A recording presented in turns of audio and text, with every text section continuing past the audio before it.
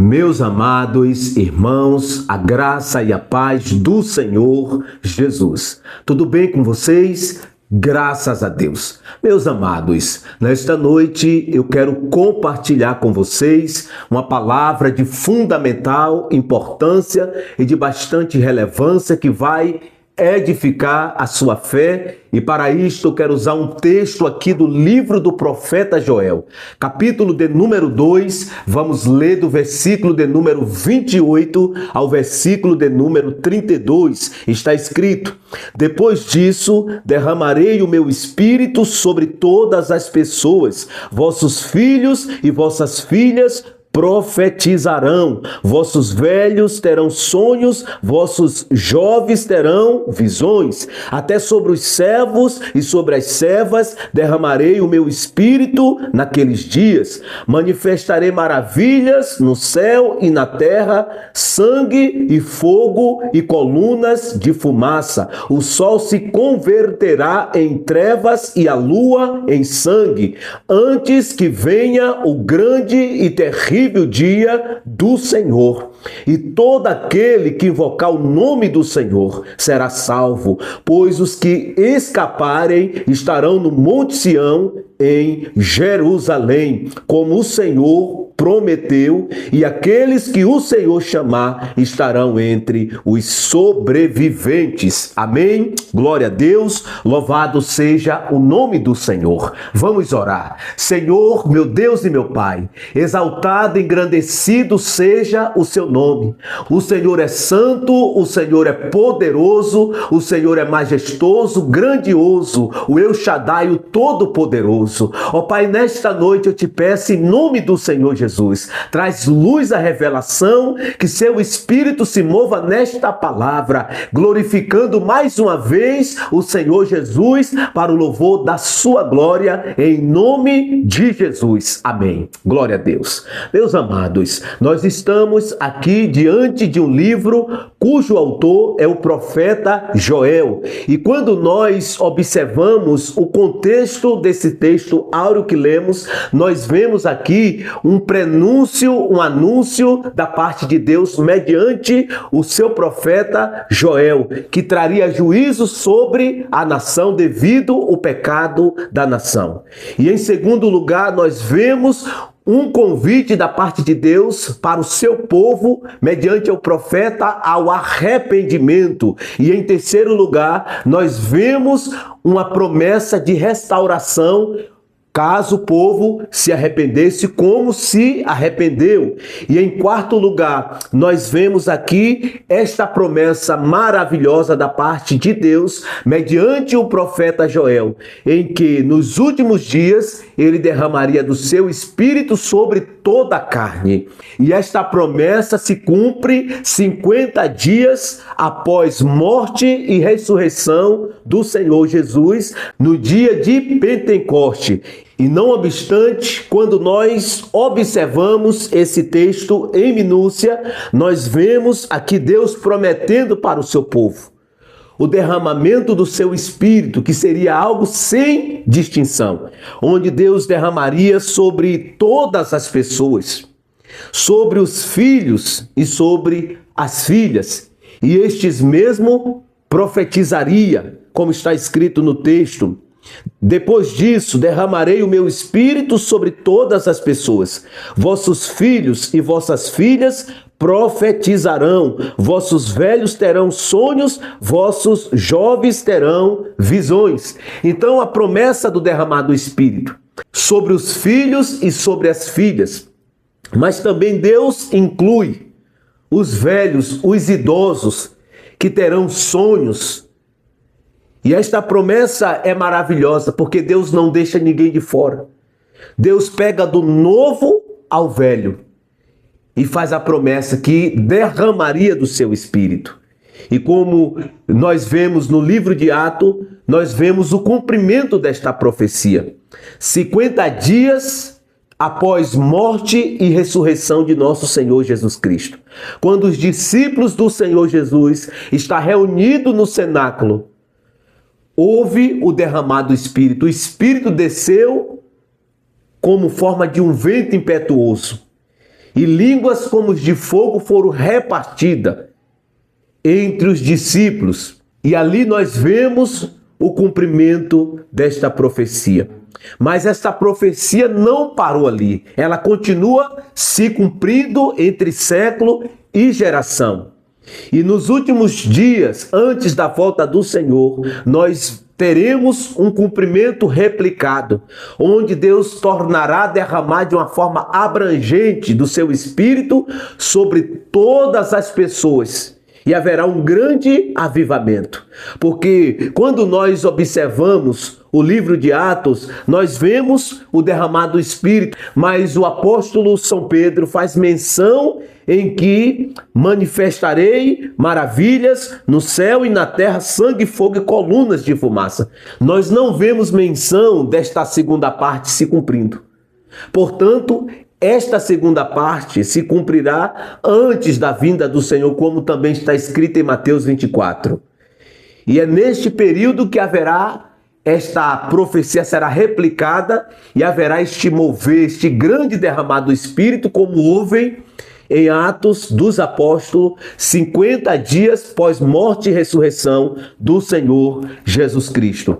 E aqui neste livro nós vemos, no versículo 31, o sol se converterá em trevas e a lua em sangue, antes que venha o grande e terrível dia do Senhor. Então, em Atos dos Apóstolos não houve esses sinais, mas antes da vinda de Cristo haverá estes sinais. E junto com estes sinais haverá um grande derramado do Espírito Santo, que é extensão do cumprimento desta profecia predita aqui pelo profeta Joel. E no versículo de número 32 está escrito: e todo aquele que invocar o nome do Senhor será salvo, pois os que escaparem estarão no Monte Sião, em Jerusalém, como o Senhor prometeu, e aqueles que o Senhor chamou estarão entre os sobreviventes. Então, claramente, nós vemos aqui na segunda parte desta profecia, nós vemos que está apontando para antes da parousia de nosso Senhor Jesus. Mas é bom que se diga que esta profecia teve o seu cumprimento em 50 dias pós morte e ressurreição de nosso Senhor Jesus Cristo. Mas que no período da história ela continua sendo replicada, se cumprindo, porque quando nós estudamos a teologia dogmática, nós vemos que houve vários avivamentos na história da igreja de nosso Senhor Jesus, que é cumprimento desta profecia, que vem sendo replicada, vem sendo aplicada de forma prática e se cumprindo plenamente na vida dos eleitos do Senhor.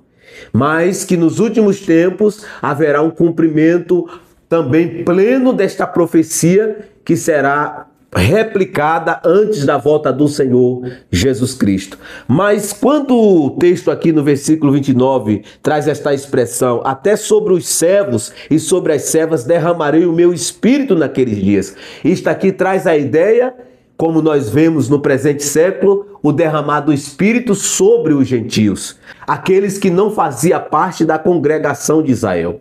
Deus aqui nesta profecia promete que estes também seriam alcançados por esta promessa pelo derramado do Espírito Santo de Deus. Então, esta profecia teve o seu cumprimento em Atos dos Apóstolos, 50 dias após morte e ressurreição de nosso Senhor Jesus Cristo, mas também ao longo da história do cristianismo vem sendo cumprida esta promessa, porque há vários avivamentos que têm acontecido na história do cristianismo, e antes da volta do Senhor Jesus haverá um derramar do Espírito Santo e haverá um grande avivamento, que será esta profecia replicada.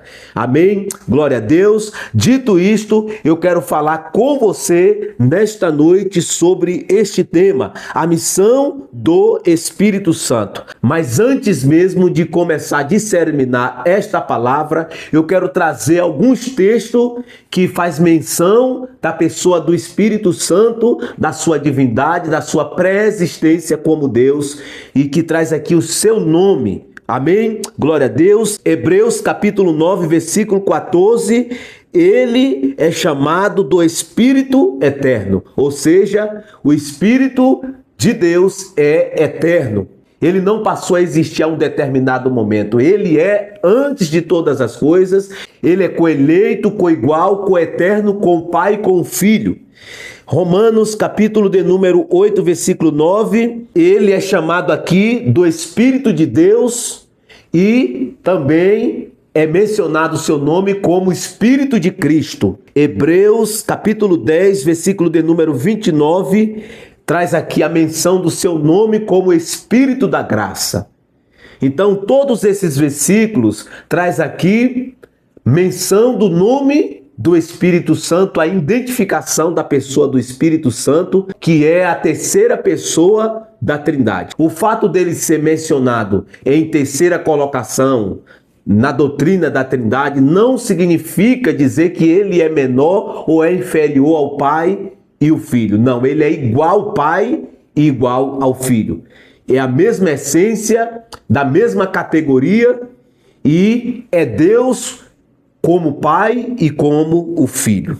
Amém? Glória a Deus. Evangelho de João, capítulo de número 14, 26, ele é chamado de Consolador, aquele que nos consola e que quando falta palavras, ele é aquele que conhece o nosso coração, o íntimo do nosso ser, por isso ele tem as palavras, ele tem o consolo exato e pleno para cada situação na nossa vida. Portanto, em João 14, versículo 26, ele é chamado do Consolador, o Espírito Santo, o Consolador. Efésios, capítulo de número 1, versículo 13 ao 14, ele é chamado do Espírito da promessa. Então, todos esses versículos identificam o Espírito Santo com uma das suas funções do seu ministério. Amém? Glória a Deus. Evangelho de Jesus Cristo, segundo escreveu João, versículo 14 e 16, torna a chamar ele aqui de Consolador. O nosso Paráclito, o nosso amigo, nosso ajudador, o nosso Consolador. Então, o Espírito Santo é o nosso Consolador, porque o texto aqui de João 14,16 está escrito: eu rogarei ao Pai e ele vos dará outro Consolador para que fique convosco para sempre.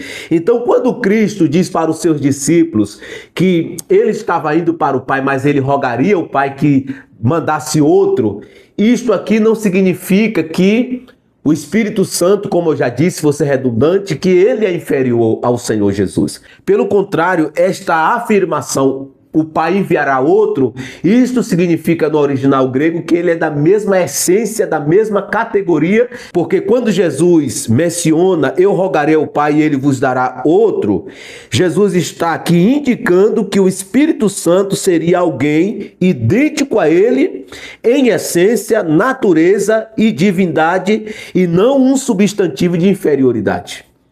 Portanto, ele não é inferior ao Senhor Jesus. O Espírito Santo não é inferior ao Deus Pai. Pelo contrário, ele tem a mesma essência, é a mesma categoria e da mesma espécie. Então, ele é idêntico ao Senhor Jesus, é idêntico ao Pai, pois ele compartilha da mesma essência e da mesma natureza, e ele é divino quanto Pai e quanto Filho. Portanto, nós precisamos e devemos adorá-lo como Deus, porque ele é o Deus eterno, o Espírito da graça, o Espírito eterno, o nosso Paráclito, o nosso Consolador, o nosso Deus que está em todo o tempo conosco, nos ajudando, nos assistindo na nossa fraqueza. E é este Deus que nós a cada dia precisamos estar em comunhão. Porque na bênção apostólica nós vemos fazer menção que o amor de Deus, nosso Pai, nós dizemos eu recebo. A graça salvadora do nosso Senhor Jesus Cristo, nós dizemos eu recebo. E a comunhão e as consolações do Espírito Santo, nós respondemos eu recebo, mas não mensuramos a importância do Espírito Santo. Então nós precisamos levar em consideração que ele é igual ao Pai, ele é igual ao Filho, é da mesma essência, da mesma espécie. Nós precisamos adorá-lo e dar valor a ele como nós damos ao Pai e ao Filho, porque o Espírito Santo de Deus, ele é Deus e ele é o Deus Trino, Deus Santo, e nós precisamos adorar, porque Ele é Deus. Amém? Glória a Deus. Portanto, Jesus, quando usa a expressão eu rogarei ao Pai e Ele vos dará outro Consolador para que fique convosco para sempre, Jesus está indicando que o Espírito Santo seria alguém idêntico a Ele, em essência, natureza e divindade. E com isso Jesus, quando usa essa expressão eu rogarei ao Pai que vos mande outro, isto não é um indicativo, um substantivo de inferioridade, mas pelo contrário, de igualdade com o Pai e com o Filho. Portanto, ele é igual ao Pai e igual ao Filho, e nós precisamos levar em consideração isso, porque se tem alguém que está sendo negligenciado, deixado de lado, ignorado, é a pessoa do Espírito Santo, por não entendermos a importância do Espírito Santo e a sua obra, que é de fundamental importância na nossa salvação, porque ele nos santifica e nos transforma de glória em glória na mesma imagem que vem do Senhor. Amém? Glória a Deus. Primeiro ponto e primeiro aspecto da missão do Espírito Santo: ele veio para convencer o homem do pecado, da justiça e do juízo. Portanto, este aspecto da missão do Espírito somente incumbe a ele, pertence a ele, pois somente ele tem este poder de convencer o homem do pecado, da justiça e do juízo, como está escrito em João 16, versículo de número 8 ao versículo de número 11. Se não, vejamos: e quando ele vier, convencerá o mundo do pecado, da justiça e do juízo. Do pecado, porque não creram em mim, disse Jesus. Da justiça, porque vou para o meu Pai e não me vereis mais, e do juízo, porque o príncipe deste mundo já está julgado. Então, este aspecto da missão do Espírito Santo, que é de convencer o homem do pecado, da justiça e do juízo, pertence somente a ele. Ninguém mais tem esse poder. Homem algum tem este poder de convencer o outro homem ao arrependimento. Somente o Espírito Santo tem este poder de conscientizar o homem da sua condição de comiseração, levando mesmo a este estado de consciência de pecado e de necessidade de arrependimento. Então, este é o primeiro aspecto do ministério, da missão do Espírito Santo, que é de convencer o homem do pecado, da justiça e do juízo, como está escrito em João, capítulo de número 16, versículo de número 8 ao versículo de número 11. Esta é a missão do Espírito Santo. Esta é uma das características da missão do Espírito Santo, que é de convencer o homem do pecado, da justiça e do juízo. E ele faz isso mediante a pregação da sua palavra. Quando o pecador se expõe à sua mensagem, ele começa a mover o coração do pecador, levando a consciência de pecado e da necessidade de arrependimento.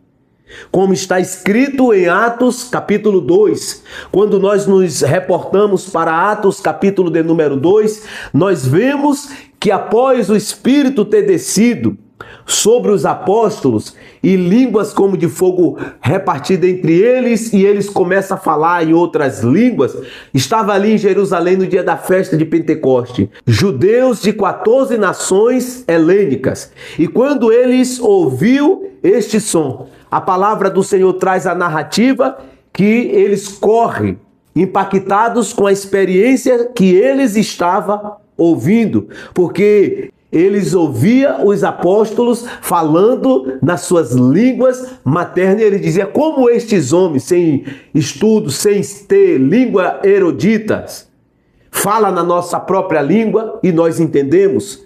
E nós vemos aqui que ao ouvir isto, eles foram impactados e correram para ouvir e para ver. E a palavra do Senhor Jesus traz aqui na sua tratativa, na sua narrativa, que alguns zombavam dizendo que os apóstolos estavam bêbados. Porém, Pedro se levanta e faz aqui uma pregação expositiva, desde o livro de Joel, da profecia de Joel, explicando que tudo aquilo não era efeito de bebida, mas era cumprimento da profecia veterotestamentária que havia sido profetizada pelo profeta Joel. Se não, vejamos. Então, pondo-se em pé, com os 11, Pedro tomou a palavra e disse-lhes: homens judeus, e todos os que habitais em Jerusalém, que isto fique claro para vós, escutai as minhas palavras. Estes homens não estão embriagados, como pensais, visto que é apenas a 3ª hora do dia. Mas isto é o que havia sido falado pelo profeta Joel. E acontecerá nos últimos dias, diz o Senhor, que derramarei do meu espírito sobre todas as pessoas. E os vossos filhos e vossas filhas profetizarão, os vossos jovens terão visões, os vossos velhos terão sonhos. E naqueles dias derramarei do meu espírito sobre os meus servos e sobre as minhas servas, e eles profetizarão. E mostrareis feitos extraordinários em cima no céu e sinais embaixo da terra, e sangue, fogo e vapor de fumaça. O sol se transformará em treva e a lua em sangue, antes que venha o grande e glorioso dia do Senhor. Então o apóstolo São Pedro se levanta e começa a pregar para aqueles judeus de nações helênicas que estavam presentes no dia da festa de Pentecoste em Jerusalém. E quando o apóstolo São Pedro discorre a lei, os livros de Salmos e os profetas, o apóstolo São Pedro nem precisou fazer apelo, porque a mensagem estava carregada da unção do Espírito Santo. E o poder do Espírito Santo estava em operação, operando no coração do homem, conscientizando da sua vida de alienação, dos seus pecados, mas também da necessidade de arrependimento. E a palavra do Senhor traz aqui na narrativa que Pedro nem precisou fazer apelo. Pelo contrário, a mensagem estava carregada da unção do Espírito Santo e houve uma resposta imediatamente, porque o Espírito Santo estava em operação, convencendo o homem do pecado, da justiça e do juízo. E a palavra do Senhor traz aqui na narrativa que os mesmos teve uma atitude de reciprocidade. Se não, vejamos, ao ouvir isto, eles ficaram com um coração pesaroso e perguntaram a Pedro e aos demais apóstolos: irmãos, que faremos? Pedro então lhes respondeu: arrependei-vos e cada um de vós seja batizados em nome de Jesus Cristo para o perdão de vossos pecados e recebereis o dom do Espírito Santo. Então nós vemos aqui Pedro se levanta com a pregação, o Espírito Santo estava em operação, em atuação, executando com maestria este aspecto da sua missão, que é de convencer o homem do pecado, da justiça e do juízo. E quando Pedro discerninou a mensagem, houve uma resposta imediata da parte dos judeus de nações helênicas que estavam ali presentes na festa de Pentecoste. Então, meu amado, esta é a missão do Espírito Santo, de convencer o homem do pecado, da justiça e do juízo. E quando nós nos reportamos para Atos dos Apóstolos, capítulo de número 8, nós vemos que Filipe, após a perseguição que veio sobre a igreja primitiva, que foi espalhado os discípulos e eles saíram pregando o evangelho por Samaria e por todos os lugares que eles passavam, nós vemos que quando estava acontecendo um avivamento em Samaria, o Espírito Santo fala com Filipe para ir para o deserto, porque ali estava passando um etíope que estava vindo de Jerusalém, e a Bíblia diz que um anjo fala com ele para que ele fosse. E logo, quando ele está ali, próximo à carruagem do eunuco, a palavra de Deus diz que o Espírito Santo dá uma ordem a ele para se aproximar. Se não, vejamos. Atos, capítulo 8, versículo 26 ao 40, está escrito: e o anjo do Senhor falou a Filipe, dizendo: levanta-te e vai para o lado do sul, ao caminho que desce de Jerusalém para Gaza, que está deserta. E levantou-se e foi, e eis que um homem etíope, eunuco, mordomo de Candace, rainha dos etíopes, o qual era superintendente de todos os seus tesouros, e tinha ido a Jerusalém para adorar. Regressava e, assentado no seu carro, lia o profeta Isaías, e disse o Espírito a Filipe: chega-te e ajunta-te a esse carro. Perceba a expressão: o Espírito disse a Filipe: aproxima. E ele se aproxima do carro. E correndo Filipe ouviu que lia o profeta Isaías e disse: entendes tu o que lês? E ele disse: como poderei entender se alguém não me ensinar? E rogou a Filipe que subisse com ele e se assentasse. E o lugar da escritura que lia era este: foi levado como ovelha para o matador, e como está mudo o cordeiro diante do que o tosquia, assim não abriu a sua boca. E o lugar da escritura que lia era este: foi levado como ovelha para o matadouro, e como está mudo o cordeiro diante do que o tosquia, assim não abriu a sua boca. Na sua humilhação foi tirado o seu julgamento. E quem contará a sua geração? Porque a sua vida é tirada da terra. E respondendo o eunuco a Filipe, disse: rogo-te, de quem diz isto o profeta? De si mesmo ou de algum outro? Então Filipe, abrindo a sua boca e começando nesta escritura, lhe anunciou a Jesus. Indo eles caminhando, chegaram a uma certa água, e disse o eunuco: eis aqui água, que me impede que eu seja batizado? E disse Filipe: é lícito se crês de todo o coração? E respondendo ele, diz: creio que Jesus Cristo é o Filho de Deus. E mandou parar o carro e desceram ambos a água, tanto Filipe como o eunuco, e batizou. E quando saíram da água, o Espírito do Senhor arrebatou a Filipe, e não viu mais o eunuco, e jubiloso continuou o seu caminho. E Filipe se achou em Azoto, indo, passando e anunciando o evangelho em todas as cidades, até que chegou a Cesareia. Então nós vemos aqui nessas passagens mencionadas a obra do Espírito Santo, este aspecto da sua missão, de convencer o homem do pecado, da justiça e do juízo. E para isto aqui, tanto em Atos 2 e tanto aqui em Atos capítulo 8, o Espírito Santo se utiliza dos seus servos para fazer a sua obra, mediante a exposição da sua palavra, que é a matéria-prima que o Espírito Santo usa para convencer o homem do pecado, da justiça e do juízo. Portanto, este aspecto da missão do Espírito Santo não pode nem deve ser ignorado, porque não haverá arrependimento senão por meio do Espírito Santo, porque somente o Espírito Santo pode convencer o homem do pecado, da justiça e do juízo. E quando o Espírito Santo começa a trabalhar no nosso coração, nós precisamos ter uma atitude de reciprocidade. Nós precisamos ter uma atitude, um comportamento, um posicionamento de interagir, de corresponder à sua obra, porque quando ele gera no nosso coração esta concepção, esta consciência, é porque ele quer nos levar a um lugar de ser perdoado, de ser regenerado, de ser salvo e de ter a vida eterna. Portanto, não resista ao Espírito Santo, não resista à obra do Espírito Santo, porque o Espírito Santo deseja e esmera te levar a um lugar de vida eterna, de comunhão com o Pai e com o Filho, e de ser membro da família de Deus. Amém? E não obstante a isto, o Espírito Santo é quem produz no homem a consciência e a necessidade de arrependimento, conduzindo mesmo a fé no Filho de Deus,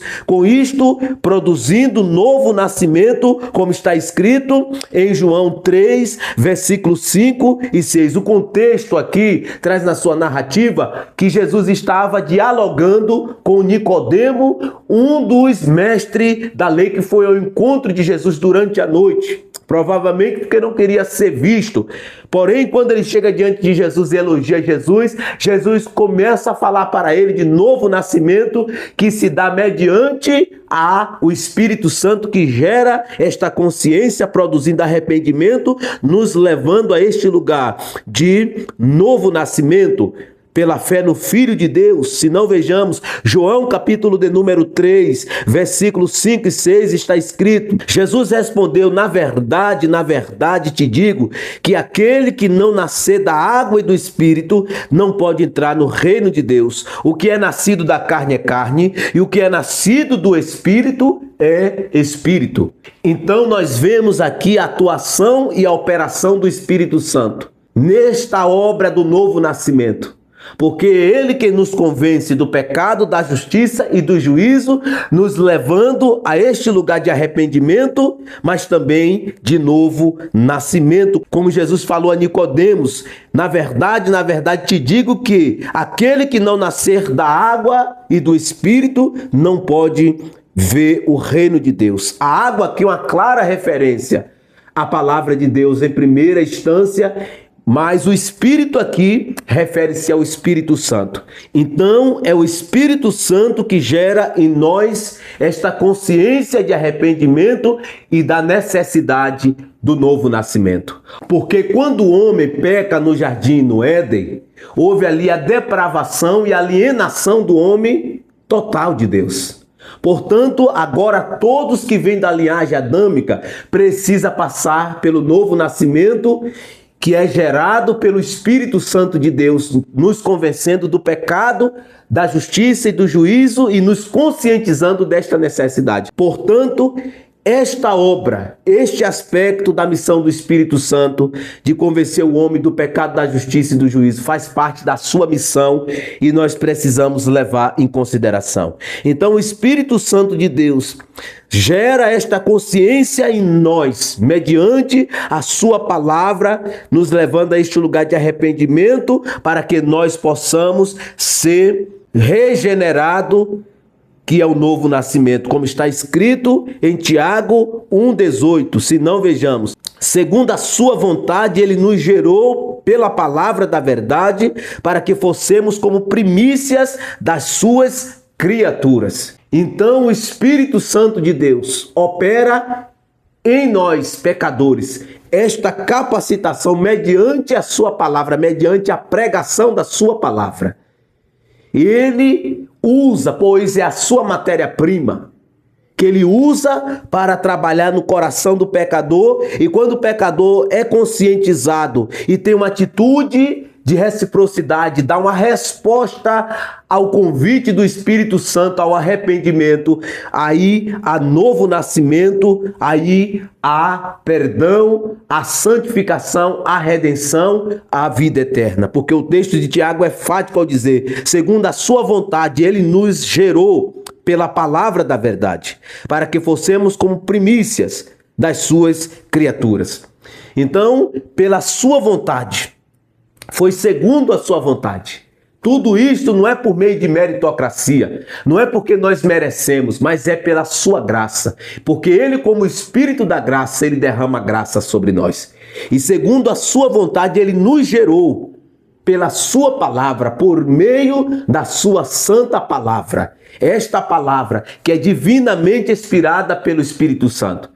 É esta palavra que ele usa como matéria-prima para executar sua missão, que é de convencer o homem do pecado, da justiça e do juízo, levando a este lugar de arrependimento e de novo nascimento.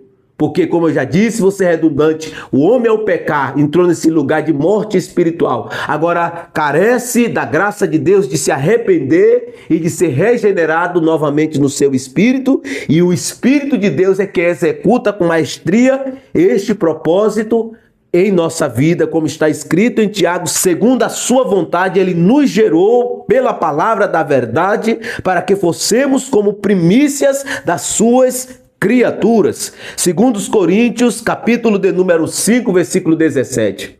A palavra de Deus traz aqui: portanto, se alguém está em Cristo, é nova criatura, as coisas velhas se passaram, eis que tudo se fez novo. Então nós entramos neste lugar de estar em Cristo, mediante a obra do Espírito Santo, que nos convence, nos conscientizando e nos colocando no corpo de Cristo Jesus. Porque somente Ele tem esta capacidade, este poder de nos ligar ao corpo de Cristo. Que o texto diz: portanto, se alguém está em Cristo, é nova criação, as coisas velhas já se passaram, eis que tudo se fizeram novo. Então, é o Espírito Santo que nos coloca em Cristo, nos fazendo nova criatura, criada em Deus em verdadeira justiça e santidade. Este aspecto faz parte da missão do Espírito Santo, que veio para nos convencer do pecado, da justiça e do juízo, nos levando a este lugar de consciência de pecado, da necessidade de arrependimento e da necessidade de nascer de novo, que se dá mediante a água e o Espírito, como está escrito no Evangelho de Jesus Cristo, capítulo 3, versículo de número 5 e o versículo 6. Jesus disse a Nicodemos: em verdade te digo que se alguém não nascer da água e do Espírito, não pode ver o reino de Deus. O que é nascido da carne é carne, o que é nascido do Espírito é Espírito. E não obstante, mediante o novo nascimento, ele nos coloca para dentro do corpo de Cristo. Como está escrito em 2 Coríntios, como eu já mencionei o versículo, 2 Coríntios 5,17, que se alguém está em Cristo é nova criatura. As coisas velhas se passaram, eis que tudo se fez novo. Então, o Espírito Santo, mediante um novo nascimento, ele nos coloca dentro do corpo de Cristo, nos leva a este lugar de sermos participantes do corpo de Cristo, nos fazendo membro do corpo de Cristo. 1 Coríntios, capítulo 12, versículo 13, está escrito: pois em um só Espírito fomos todos batizados, em um só corpo, quer judeus, quer gregos, quer escravos, quer livres, e a todos nós foi dado beber de um único Espírito. E este único Espírito mencionado aqui é o Espírito Santo. Todos nós bebemos dele, bebemos da sua fonte, e mediante a ele nós temos vida. Pois Jesus, no diálogo com a mulher samaritana, Jesus afirma para ela que quem bebesse daquela fonte que ela estava indo pegar água, voltaria a ter sede. Mas quem bebesse da água que ele desse, nunca mais teria sede. Mas pelo contrário, a água que ele desse fluiria rios de águas vivas para a vida eterna. Então, é uma clara referência ao Espírito Santo que sacia nossa sede, nos concedendo a vida eterna mediante a fé no Filho de Deus. Então, meu amado e minha amada, o Espírito Santo é quem nos conecta, quem nos coloca no corpo de Cristo, como está escrito: pois em um só Espírito fomos todos batizados em um só corpo. O corpo aqui é menção ao corpo de Cristo, o corpo místico de Cristo, a igreja. Então, o Espírito Santo é quem nos coloca dentro, é quem nos faz participantes e membros deste corpo místico de Cristo, a igreja de nosso Senhor Jesus Cristo. Então, o ministério do Espírito Santo não pode nem deve ser negligenciado, mas precisa e deve ser valorizado, porque sem ele não há arrependimento, sem ele não há convencimento de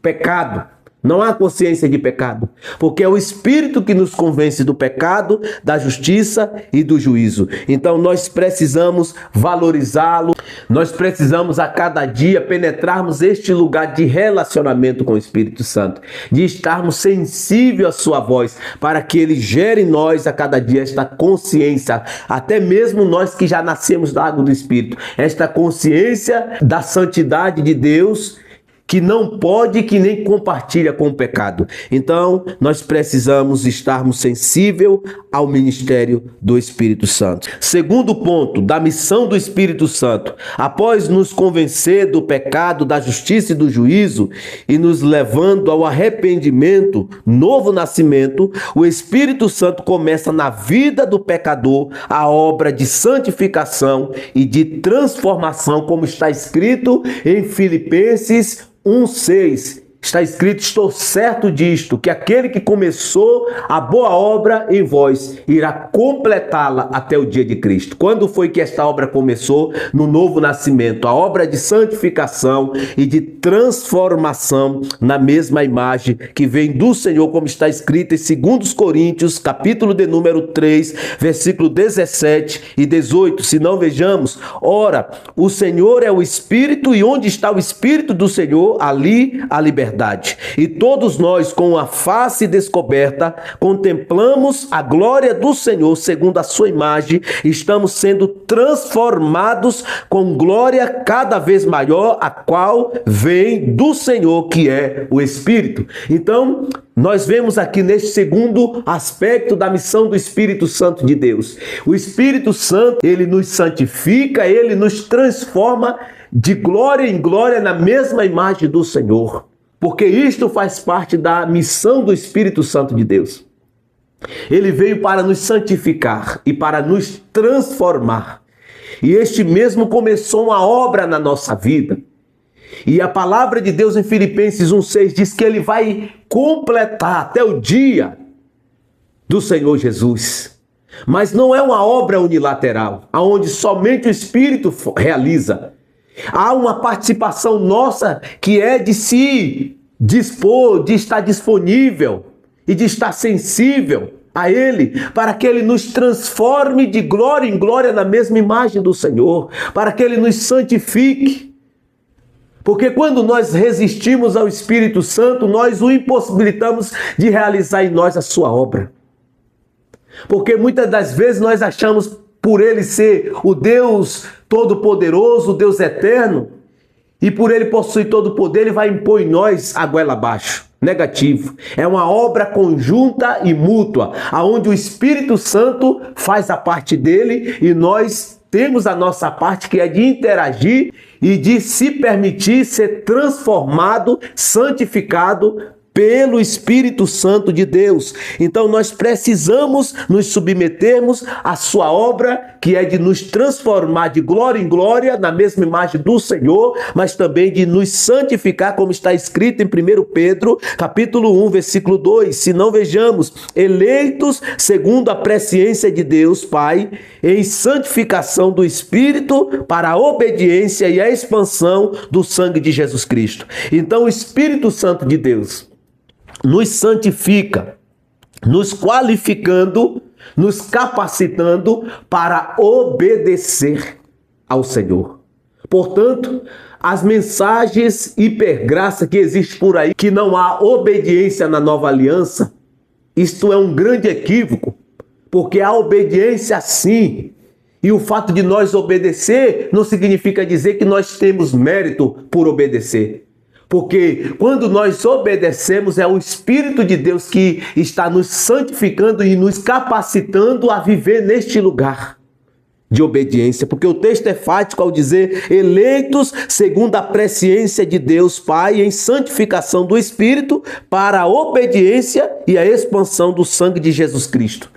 Então ele nos santifica, nos qualificando para obedecer, para fazer a vontade de Deus, para viver em um lugar de novidade de vida.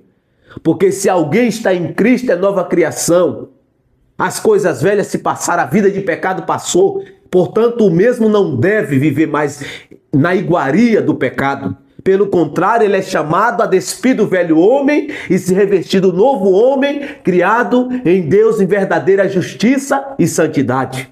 Porque a palavra de Deus diz em 1 João que neste mundo nós somos como Cristo. E se nós somos como Cristo, nós precisamos andar como Ele andou. E como foi que Cristo andou? Em submissão ao Pai, em obediência ao Pai, em rendição ao Pai, 100%. Então, meu amado e minha amada, quando o Espírito Santo está operando em nós, nós precisamos nos submeter, nós precisamos ter uma atitude de reciprocidade, uma atitude mútua, a obra do Espírito Santo que nos santifica e nos capacita para obediência, como está escrito em 1 Pedro, capítulo 1, versículo de número 2, como eu já li. 1 Coríntios, capítulo 6, versículo 11, está escrito: vós vos lavastes, mas fostes santificados, mas fostes justificados em nome do Senhor Jesus Cristo e no Espírito do nosso Deus. Então o Espírito Santo nos santifica, ele nos aprimora, ele arranca da nossa vida tudo aquilo que contradiz a santidade de Deus, que se opõe a santidade de Deus. Portanto, nesta obra de santificação, o Espírito Santo de Deus, ele nos santifica, ele nos transforma na mesma imagem do Senhor.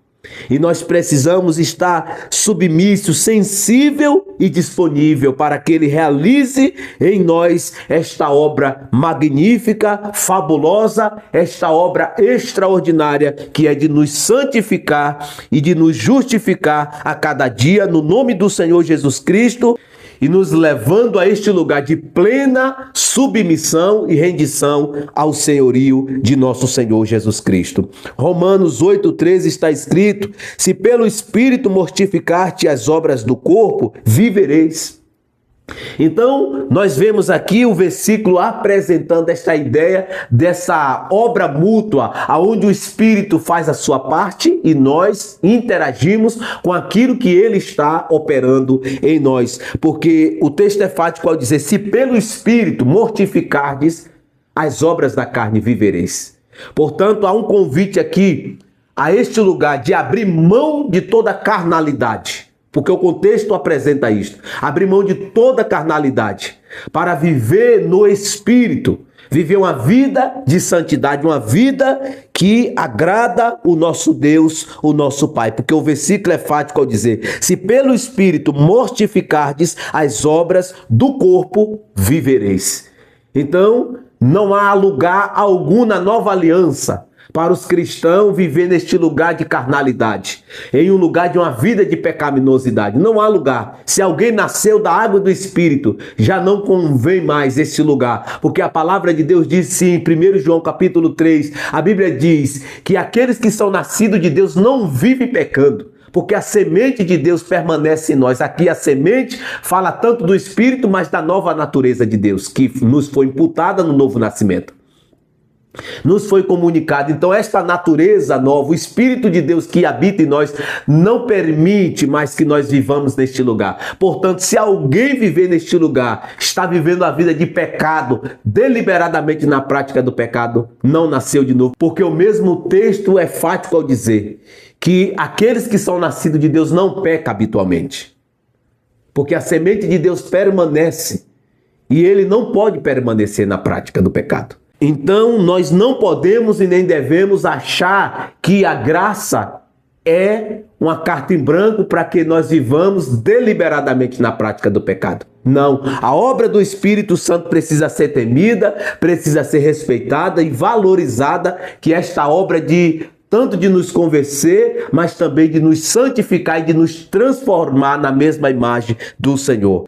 E quando nós voltamos o nosso coração a viver na prática do pecado, nós estamos mandando a mensagem para o Espírito Santo que nós não estamos nem aí para a sua obra de santificação e de transformação. Por isto, nós podemos entristecê-lo ao Espírito Santo. E quando nós entristecemos, nós podemos apagar a sua atuação na nossa vida, a sua operação na nossa vida, e com isto nós poderemos cair no lugar da apostasia. Então nós precisamos tomar cuidado com isto para que nós não apaguemos a obra do Espírito Santo na nossa vida. Segundo Tessalonicenses, capítulo 2, versículo 3, está escrito: Deus vos escolheu desde o princípio para a salvação em santificação do Espírito e fé na verdade. Então nós vemos aqui mais um versículo que fundamenta plenamente esse aspecto da missão do Espírito Santo, que é de nos santificar e de nos transformar na mesma imagem que vem do Senhor. Porque a santificação, ela está no passado, está no presente e está no futuro. Por que no passado? No passado, porque no momento da nossa convenção, nós entramos neste lugar de santificação posicional.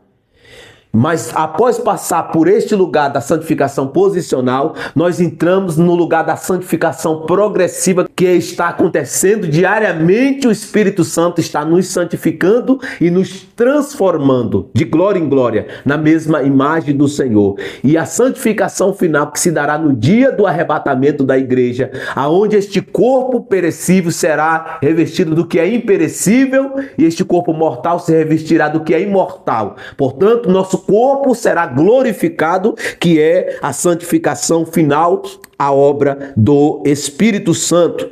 Tito 3, versículo 4 e 5 está escrito: mas quando apareceu a benignidade e o amor de Deus, nosso Salvador, para com os homens, não pelas obras de justiça que houvessemos feito, mas segundo a sua misericórdia, nos salvou pela lavagem da regeneração e da renovação do Espírito Santo. Então, nós vemos aqui uma obra mútua com o Pai, Filho e Espírito Santo.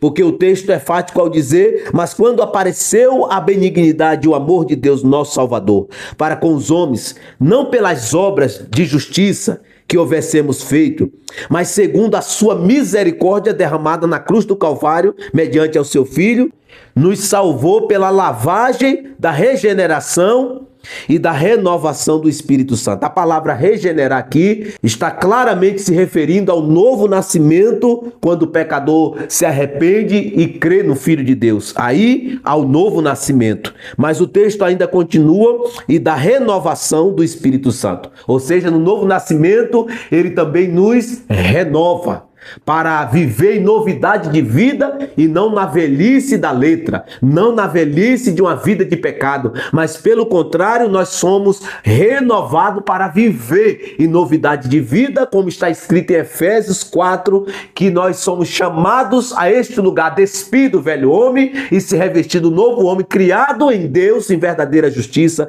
e santidade. Então, meu amado e minha amada, é este lugar que nós precisamos estar, submisso ao Espírito Santo, para que ele realize em nós o seu querer e o seu efetuar. Amém? Terceiro aspecto da missão do Espírito Santo de Deus: ele veio para nos conduzir a toda a verdade. Portanto, ele não nos deixa no engano, mas ele nos conduz a toda a verdade, que discerne e concerne e unge a vontade de Deus. Então, esse terceiro aspecto da missão do Espírito Santo, ele veio para nos conduzir a toda a verdade, como está escrito no Evangelho de Jesus Cristo, conforme escreveu João, capítulo de número 16, versículo 13. Se não, vejamos: mas quando vier aquele, o Espírito da verdade, ele vos guiará em toda a verdade, porque não falará de si mesmo, mas dirá tudo o que tiver ouvido e vos anunciará o que há de vir. Então, nós vemos aqui, nesse terceiro aspecto da missão do Espírito Santo, ele nos guiará em toda a verdade. Isto aqui dá a ideia de nos pegar pela mão e nos conduzir pelo caminho da verdade. E é isto que o Espírito Santo veio fazer. O Espírito Santo de Deus não deixa os seus filhos no engano. O Espírito Santo de Deus não deixa os seus filhos caminhar por caminho tenebroso, caminho escorregadio, caminho de engano, que o diabo arma laço todos os dias para nos levar a este lugar de alienação. Mas pelo contrário, o Espírito Santo de Deus, o Espírito da verdade, ele nos conduz, ele nos guia em toda a verdade. E mais, ele não fala de si mesmo. Ele não fala de si, mas ele fala de Cristo, ele glorifica Jesus, ele aponta para Jesus. Um dos aspectos da missão do Espírito Santo é apontar para o Filho de Deus como Salvador, como o único caminho para a salvação, para o relacionamento com o Pai. O Espírito Santo não fala de si mesmo, porque o texto é enfático ao dizer: não falará de si mesmo, mas dirá tudo o que tiver ouvido e vos anunciará o que há de vir. Então ele não fala de si, mas fala de Cristo. Ele anuncia o que ele ouviu de Cristo e do Pai, mas também ele nos anunciará o que há de vir. O verbo está no futuro. Isto aqui fala do futuro escatológico. Então ele nos revela todas as coisas, porque ele não deixa os seus servos, ele não deixa os seus filhos transitar no engano, mas pelo contrário, ele nos revela toda a verdade, nos conduz em toda a verdade. 1 João capítulo 2, versículo 20 ao 27 está escrito: e vós tendes a unção do Santo, e sabeis todas as coisas, e a unção que vós recebeste dele fica em vós, e não tendes necessidade de que alguém vos ensine, mas como a sua unção vos ensina todas as coisas e é verdadeira e não mentirá, como ela vos ensinou, assim nela permanecereis. Então, este texto aponta claramente para a obra, para a missão do Espírito Santo, que nos deu unção, nos deu capacitação, nos deu conhecimento. E esse conhecimento revelado por Ele, da pessoa de Cristo, nós precisamos permanecer em Cristo como o Espírito Santo nos ensinou. João 14, versículo de número 26 está escrito: mas o Consolador, Espírito Santo, a quem o Pai enviará em meu nome, esse vos ensinará todas as coisas e vos fará lembrar de tudo que eu vos tenho dito. Então esse texto traz aqui a missão do Espírito Santo. Primeiro, chama ele de Consolador, Espírito Santo Consolador. Segundo, o texto diz: o Pai enviará, Jesus disse, em meu nome, e ele vos ensinará todas as coisas e vos fará lembrar de tudo que vos tenho dito. Jesus dizendo para os discípulos dele do primeiro século, que se aplica para nós também. O Espírito Santo tem esta missão de nos ensinar todas as coisas e de nos falar lembrar do que? Das escrituras escritas, da Logos. E ele traz à nossa mente nos momentos de dificuldade as promessas, a afirmação da parte de Deus: nunca te deixarei, jamais te desampararei, nos consolando, nos animando, nos firmando para que nós permaneça firme e constante na sua presença e não nos desviemos nem para a direita e nem para a esquerda, porque o texto é fático ao dizer: mas o Consolador, Espírito Santo, a quem o Pai enviará em meu nome, esse vos ensinará todas as coisas e vos fará lembrar de tudo que eu vos tenho dito. Então o Espírito Santo, este ser santo, maravilhoso, esta pessoa maravilhosa, ele está nos assistindo, ele está o tempo todo nos auxiliando para que nós cumpramos com maestria o propósito pelo qual ele mesmo nos projetou para isto. E ele nos ensinará todas as coisas e nos fará lembrar de tudo que Jesus falou na sua palavra. Então, meu amado, leia a Bíblia.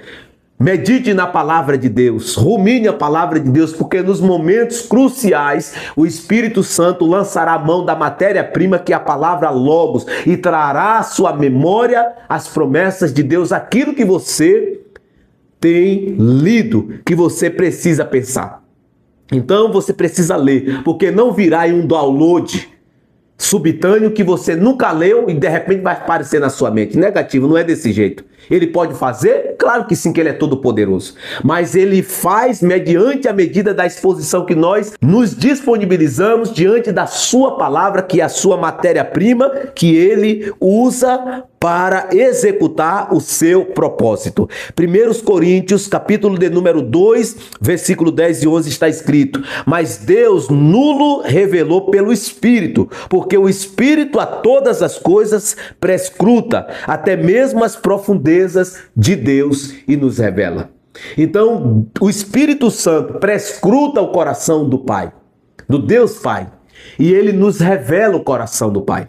Então, esta missão do Espírito Santo, de nos santificar, mas também de nos capacitar, de nos transformar, mas também de nos conduzir a toda a verdade. E volto a dizer, nós precisamos estar sensíveis, nós precisamos estar disponível, nós precisamos gastar tempo na presença do Espírito Santo em oração, para que o Espírito Santo traga na nossa memória, traga no nosso coração a vontade do Pai, o coração do Pai, as promessas do Pai, a vontade do Pai que Ele tem para a nossa vida e que Ele deseja que nós façamos. Então, meu amado e minha amada, se disponha, se exponha no ambiente da oração, gaste tempo de oração e você começará a receber revelações profundas do Espírito Santo, porque Ele quer se relacionar com você, Ele quer ter um relacionamento pessoal com você, mas para isso você precisa querer e se disponibilizar, porque Ele é maravilhoso e Ele é uma pessoa e a terceira pessoa da Trindade. Aleluia, glória a Deus, louvado seja o nome do Senhor Jesus. Então, meu amado, minha amada, Ele nos revela o coração do Pai. Ele prescruta o coração do Pai e nos revela aquilo que Deus espera de nós, aquilo que Deus tem para nós. Aleluia! E aqui eu conto a experiência pessoal. Quando eu me converti, havia um desejo, um fogo no meu coração por saber qual era o chamado de Deus para a minha vida. E eu comecei a ler a Bíblia, comecei a orar, pedindo a Deus que me revelasse. Em determinado momento, o Espírito Santo, no ambiente da oração, me revelou que o chamado que Deus tinha para a minha vida era o chamado para a palavra, o ministério pastoral. E eu continuei orando, pedindo confirmação, e aí Deus começou a usar profeta na minha vida para profetizar, confirmando aquilo que Ele já tinha falado no meu secreto, sobre o meu chamado pastoral.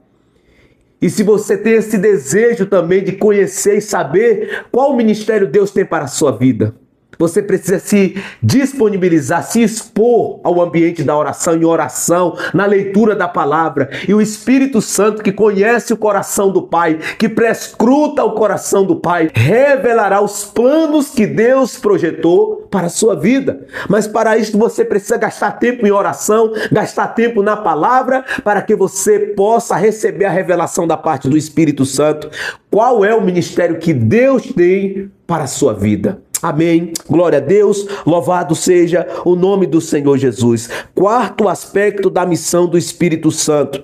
Fomos feitos morada de Deus no Espírito Santo, como está escrito em 1 Coríntios. Então, este quarto aspecto da missão do Espírito Santo, ele veio fazer morada em nós, ele veio nos selar como propriedade de Deus para o dia da redenção. Então, meu amado e minha amada, nós fomos feitos santuário de Deus, morada de Deus no Espírito, como está escrito em 1 Coríntios 6, versículo de número 19 e 20, se não vejamos: acaso não sabe que o corpo de vocês é santuário do Espírito Santo que habita em vocês, que lhes foi dado por Deus e que vocês não são de vocês mesmos, vocês foram comprados por alto preço, portanto glorifique a Deus com o seu próprio corpo. Então nós vemos aqui a ênfase nesse texto que nós fomos feitos santuário do Espírito, que nós fomos comprados e feitos santuário de Deus, morada de Deus no Espírito Santo, e nós fomos comprados por um alto preço. E qual foi o preço? O preço foi o sangue de Jesus vertido na cruz do Calvário. Nós fomos comprados pelo alto preço, o sangue do Filho de Deus derramado na cruz do Calvário, e por Ele ter nos comprado, Ele nos fez morada de Deus no Espírito, e esta é a missão do Espírito Santo, de nos fazer santuário de Deus, como está escrito no texto. Acaso não sabe que o corpo de vocês é santuário do Espírito Santo, que habita em vocês? Ou seja, Ele habita em nós. O texto continua dizendo que lhes foi dado por Deus. Quem nos deu?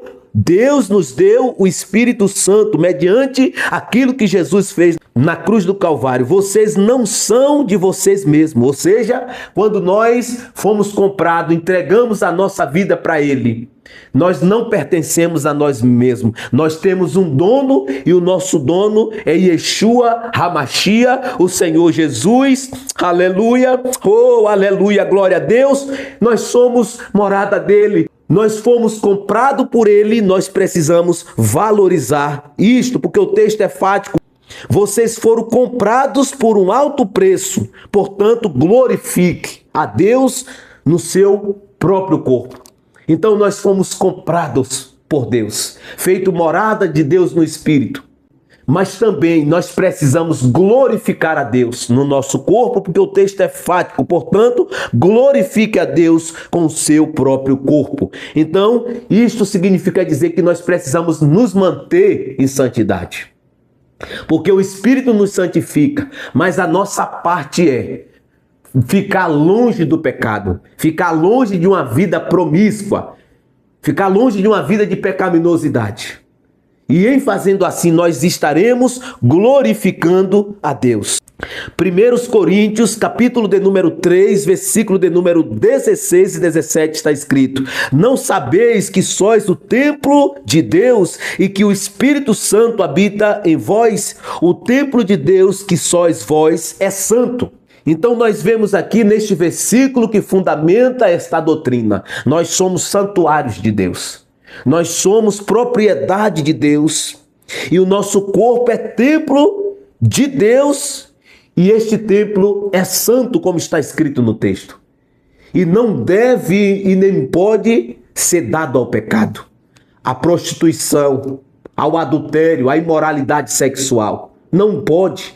Um cristão que foi lavado e santificado não pode mais permanecer nesta prática. Não pode nem deve permanecer neste lugar. Porque se ele fizer assim, ele estará pecando contra o santuário de Deus e haverá consequência. E a consequência é juízo da parte de Deus, e se não houver arrependimento, condenação eterna. E nós precisamos tomar cuidado com isto e levar em consideração estarmos vigilantes, vivendo em santidade, porque o mesmo Deus que é amor é justiça. E ele faz justiça. Amém? Efésios capítulo de número 2, versículo 21 e 22 está escrito: nele todo o edifício é ajustado e cresce para tornar-se um santuário santo no Senhor. Nele vocês também estão sendo edificados juntos para se tornarem morada de Deus por seu Espírito. E não obstante, o texto traz aqui que nós estamos sendo edificados juntos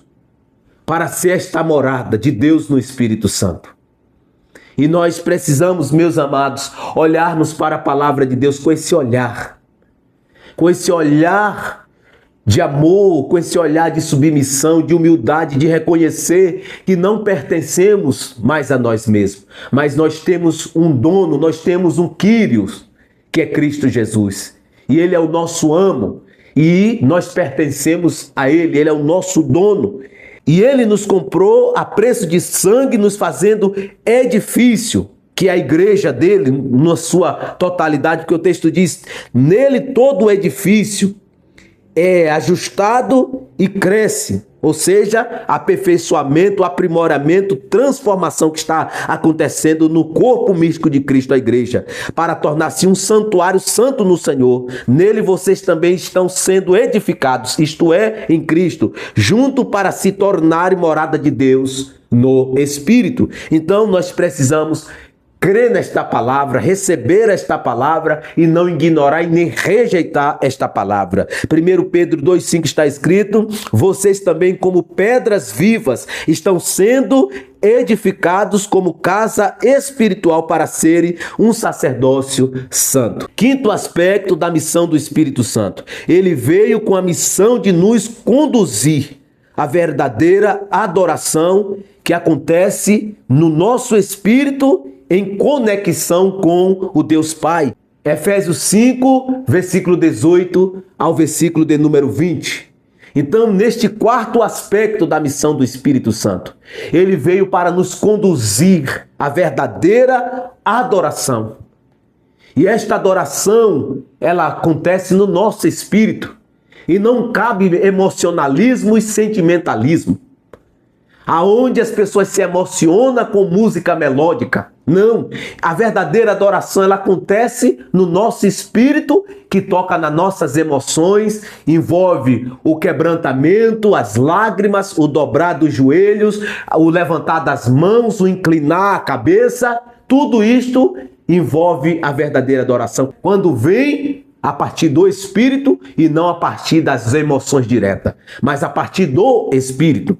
Então o Espírito Santo veio para nos conduzir à verdadeira adoração, como está escrito em Efésios capítulo 5, versículo 18 ao versículo 20. Se não, vejamos: mas enchei-vos-se do Espírito, falando entre vós com salmos e hinos, cânticos espirituais, cantando e louvando ao Senhor com o coração. Então há um convite, uma ordem imperativa aqui, que nós precisamos nos encher desse Espírito a cada dia. E como nós podemos nos encher? O texto é fático ao dizer: cantando salmos e hinos e cânticos espirituais, cantando e louvando ao Senhor com o coração, ou seja, de todo o nosso coração. Porque a nossa verdadeira adoração, ou a verdadeira adoração, implica que o nosso coração precisa estar por inteiro. E o Espírito Santo veio a nos levar a este lugar. Precisamos nos disponibilizar, estar disponível, estar exposto aos rios do Espírito Santo, para que ele possa nos imergir neste lugar da verdadeira adoração. Porque a plenitude do Espírito em nós nos conduz à verdadeira adoração. E nós precisamos buscar estar cheio do Espírito Santo de Deus por meio de salmos, hinos e cânticos espirituais, porque a plenitude do Espírito Santo nos conduz à verdadeira adoração. Ezequiel, capítulo de número 36, versículo 27, está escrito: porei dentro de vós o meu espírito e farei que andeis nos meus estatutos, guardeis os meus juízos e os observareis. Então, a obediência faz parte da verdadeira adoração. Porque o fato de alguém cantar louvor, músicas melódicas, tocar instrumentos, entoares louvores melódicos, mas não está vivendo em obediência, não significa dizer que esta adoração supérflua está chegando no trono de Deus e está sendo aceita por Deus. A verdadeira adoração, ela emerge esse lugar de obediência, porque quando nós obedecemos, nós estamos vivendo a verdadeira adoração e nos preparando para penetrar cada vez mais neste lugar da adoração, porque Deus prometeu colocar o seu Espírito dentro de nós para nos conduzir à obediência dos seus estatutos, dos seus juízos, e nós, em fazendo assim, observar. Então, nós precisamos estar submissos para que o Espírito Santo nos conscientize e nos leve a este lugar da verdadeira adoração, nos conduzindo, nos guiando à verdadeira adoração, como está escrito em Romanos 8,14, pois todos os que são guiados pelo Espírito de Deus são filhos de Deus. Então, o Espírito Santo de Deus nos guia, nos conduz a este lugar da verdadeira adoração. E o texto é fático ao dizer que os que são guiados por este mesmo Espírito, o Espírito Santo, o Espírito da graça, o Espírito eterno, estes mesmos são filhos de Deus. Amém? Glória a Deus. Louvado seja o nome do Senhor Jesus. Portanto, a verdadeira adoração também é uma vida guiada pelo Espírito Santo de Deus.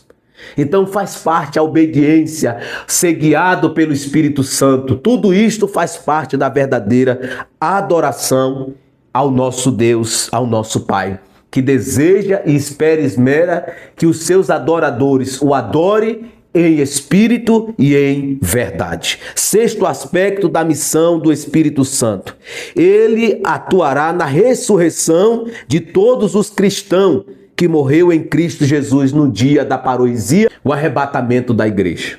Então nós vemos que o Espírito Santo de Deus tem na sua missão esse aspecto de atuar na ressurreição dos filhos de Deus, no dia do arrebatamento da igreja, como está escrito em Romanos 8,11, se não vejamos: se habita em vós o Espírito daquele que ressuscitou a Jesus dentre os mortos, esse mesmo que o ressuscitou a Cristo Jesus dentre os mortos, vivificará também o vosso corpo mortal por meio do seu Espírito que em vós habita.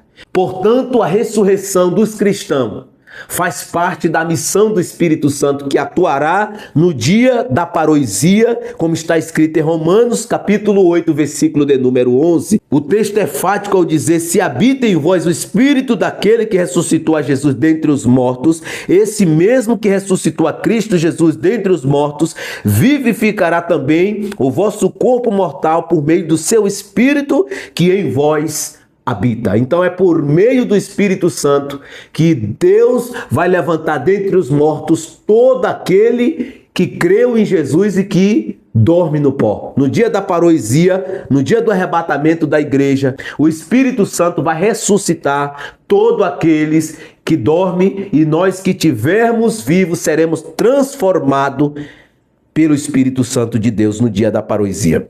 Efésios 1, 13 e 14 está escrito: Nele também vós, depois que ouvistes a palavra da verdade, o evangelho da vossa salvação, tendo nele também crido, isto é, em Jesus, fostes selados com o Espírito Santo da promessa, o qual é o penhor da nossa herança para a redenção da possessão adquirida. Então, quando nós examinamos o texto, nós vemos que após nós termos recebido a palavra da verdade, o evangelho da nossa salvação, e tendo crido em Cristo, nós fomos selados. Nós recebemos a palavra e por isto nós fomos selados por Deus com seu Espírito Santo. O Espírito Santo da promessa, que é o penhor da nossa herança, para a redenção da possessão adquirida. Então, todos esses textos traz aqui a evidência e a revelação desta missão, desses aspectos da missão do nosso amado Espírito Santo, que é uma pessoa que tem sentimento e que quando nós pecamos contra ele se entristece.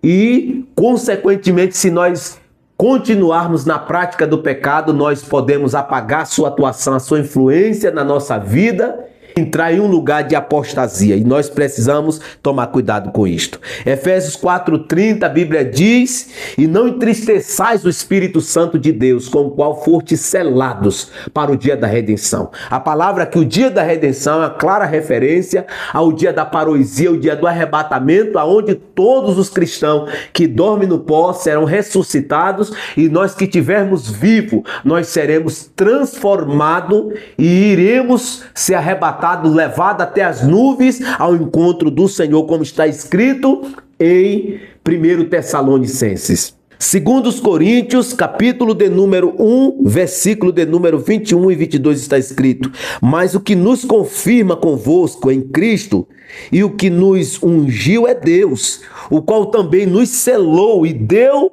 o penhor do Espírito em nossos corações. Então, ele tanto nos confirma, mas também nos selou e nos deu o penhor, ou seja, nos selou com o Espírito Santo para o dia da redenção, o dia da parousia. Então, meu amado e minha amada, aqui eu trouxe um panorama dentro desta palavra bíblica, doutrinária, sobre a missão do Espírito Santo e os seus aspectos. Agora eu quero orar por você que recebeu esta palavra e que deseja receber o Espírito Santo de Deus.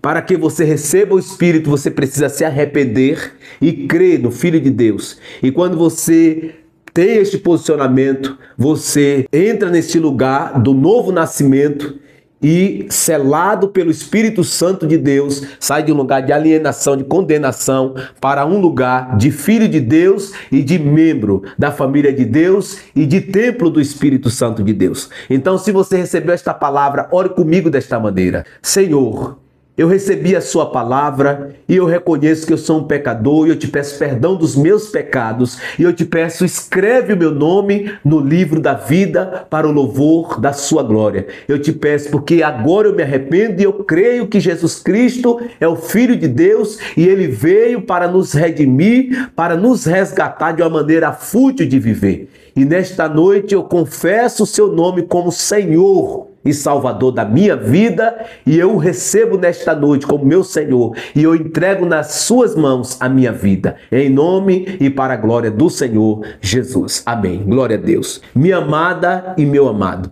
você que já é um cristão e que ainda não recebeu o batismo no Espírito Santo, não fala em línguas ainda, eu quero orar por você para que você receba este dom que edifica a nossa fé, a nossa vida espiritual. Ore comigo.